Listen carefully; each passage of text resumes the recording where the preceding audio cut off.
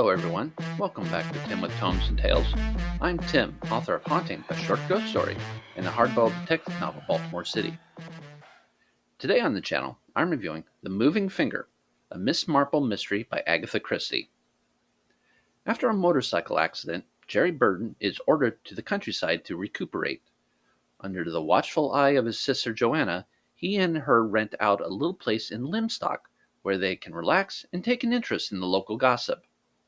However, not long after they arrive, they're gifted with a nasty anonymous letter, as have many of the Limstock's residents, but most are loath to admit it.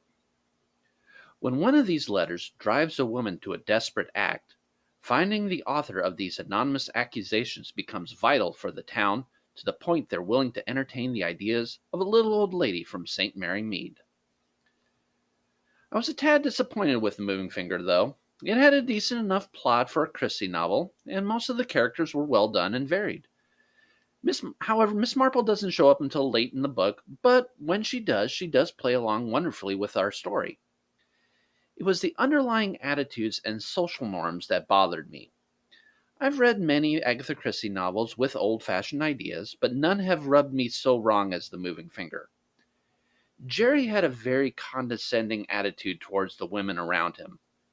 The servant class is looked down upon and are expected to be devoted to their employers rather than have aspirations of their own. And the women were very much discouraged from trying to start a career in any male-dominated field. Many of Christie's books have similar ideas, but I believe she was too blunt about them in this book for my taste. There was also one really head-scratching moment when Jerry knows there's a life-and-death situation around him, but he takes the time to shave before dealing with it, putting other lives at risk.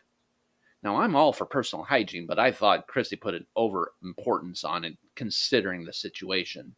In the end, I was disappointed with the execution of The Moving Finger.